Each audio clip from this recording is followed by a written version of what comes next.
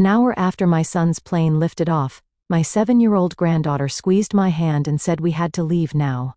Her whisper carried the kind of certainty you only hear in emergencies, and in that breath I knew staying one more minute could cost everything. You're watching Revenge Files. Subscribe for a new twist daily. I didn't argue. I grabbed my purse, the manila folder I kept under the sink, and the keys to my old Corolla. I told her to put on her sneakers. She already had them on.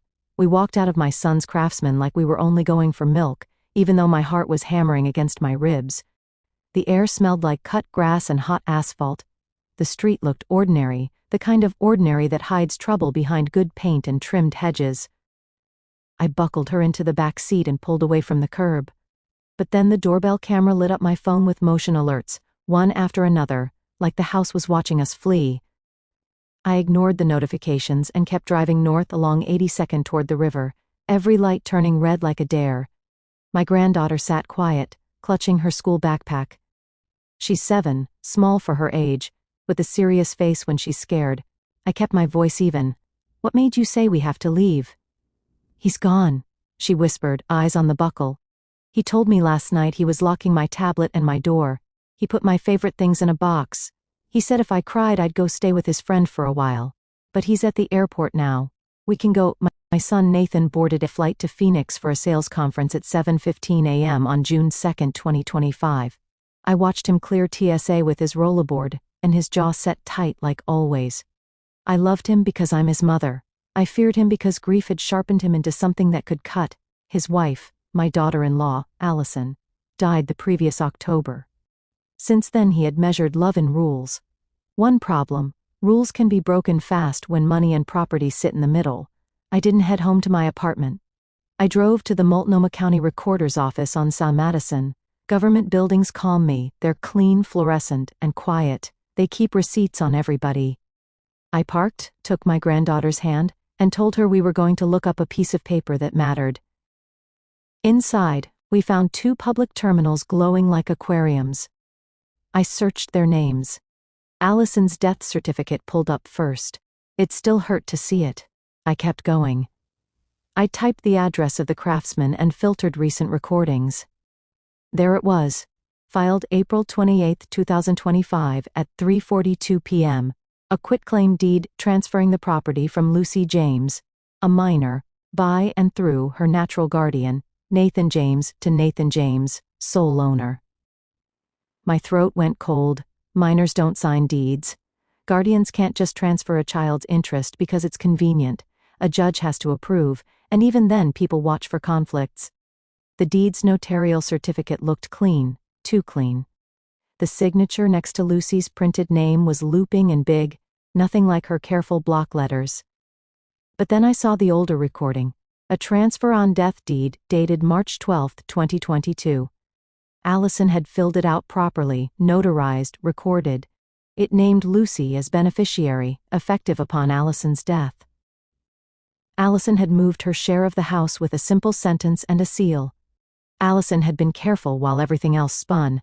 I printed both documents, 4 pages each, the printer coughing them out one at a time. I also printed the recorder's index showing the April quitclaim and the March transfer on death deed. My granddaughter watched the pages stack, eyes big. "Is that good?" she asked. "It's the start."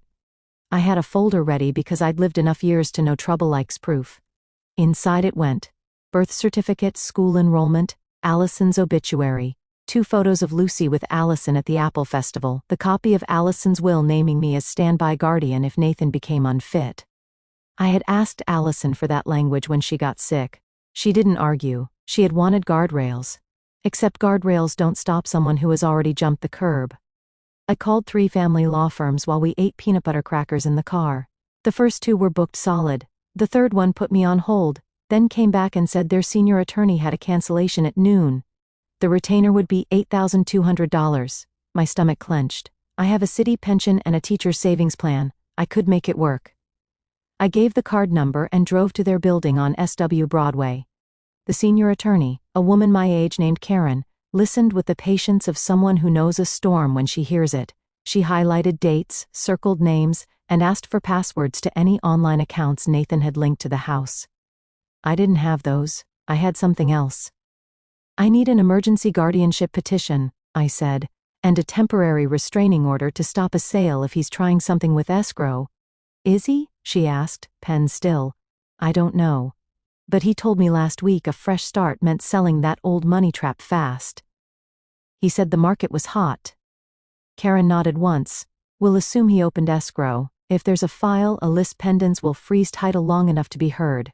We'll ask for an ex parte at 9 a.m. Wednesday, June 4. It's Monday, then we have 48 hours to get our ducks in a row. But then the receptionist walked in with a pink message slip. Nathan had called. Twice. He'd left a voicemail. He had seen the doorbell alerts. He wanted to know why his daughter left the house at 8:09 a.m., why the manila folder under the sink was missing, and why my car was on the street instead of the driveway. He was already counting. I didn't call him back. Karen told me not to. She told me to do 3 things instead. First, drive to the school and sign Lucy in with the counselor so there was a record she was safe in attending. Second, go to my apartment and take photos of every room to show the court there was a bed, food, and stability. Third, call the title companies we knew he had used before and ask a simple question. Is there an open file for 1449 say Ivan? They wouldn't tell me details. They might confirm existence. I did all 3. The counselor at Richmond Elementary, a brisk woman named Mara, printed an attendance note and handed it to me like a baton. I took 20 photos of my apartment, fridge interior, smoke detectors, the bedroom I decorated for Lucy with daisies on the comforter. Then I called 4 title companies. 3 said no. 1 said, cautious as a cat, we can't disclose parties or terms, ma'am, but I can tell you a file exists and a tentative signing is scheduled for June 14. One problem. June 14 was 12 days away. Karen drafted the petitions while I scanned my documents at the FedEx down the block. She included a declaration about the transfer on death deed and a sworn statement from the school counselor that Lucy had expressed fear about locked doors. She referenced the quitclaim filed April 28 and highlighted that minors cannot convey real property without court oversight. She asked for a temporary order giving me guardianship of Lucy, exclusive control of her residence, and an injunction freezing the sale pending hearing. She added teeth, a $500 per day sanction if Nathan moved forward anyway.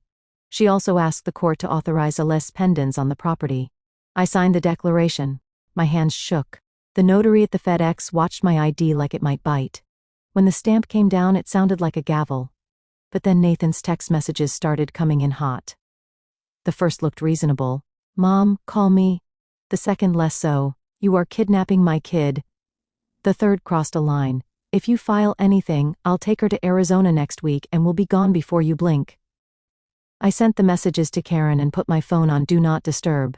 I took Lucy to get a grilled cheese at the diner on Foster and watched her set the paper placemat in order.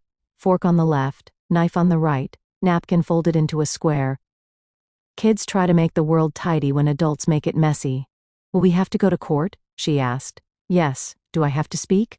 Only if you want to. She nodded, very grown. I want to say my door was locked from the outside. I blinked back heat. We'll tell the judge. The next morning, June 3rd, we were at the courthouse by 8:30. Karen wore gray and moved like traffic had parted for her. We filed the petitions at the clerk's window and walked down to the ex parte courtroom, a narrow room with low ceilings and plastic chairs. 3 other families waited with their own stacks of paper and private wars. When the judge took the bench at 9, the room stilled. Karen spoke first. She laid out the timeline like railroad ties. March 12, 2022, transfer on death deed to Lucy. October 2024, Allison's death. April 28, 2025, quitclaim deed purporting to transfer Lucy's interest to Nathan without supervision. June 2, threat to remove the child out of state. She held up the recordings and the attendance note. She kept her voice calm and her verbs sharp. She asked for immediate guardianship, a freeze on the property transfer, authorization to record a lis pendens, and an order forbidding any change in school or health care without court permission. The judge asked one question. Where is the child now? I stood. Here, Your Honor, she's enrolled, she's safe. Then the judge did something small and enormous. He looked at my granddaughter and said, Do you want to tell me anything? She stood on her toes. My door has a latch on the outside. He locked it when he was mad. He said I could get out if I said sorry. Sometimes I didn't know what I was sorry for. Silence. The court reporter's keys paused. The judge's jaw tightened like his teeth had found grit. He signed the temporary guardianship and the injunction. He initialed the lis pendens authorization and the sanction clause. He set a full hearing for June 20. Karen handed me the certified copies like they were life preservers. But then, before lunch, the mid-roll surge hit. Willamette Title's general counsel called Karen. The buyer's agent had just wired a $42,700 earnest money deposit. The file was tagged Rush with a signing window of June 12 to 14. Nathan had told escrow they needed to close before vacation. A vacation. The word made my fingers go cold.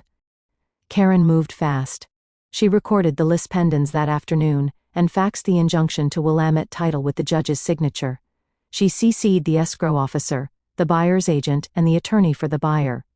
She flagged the sanction, $500 per day for any step taken in violation.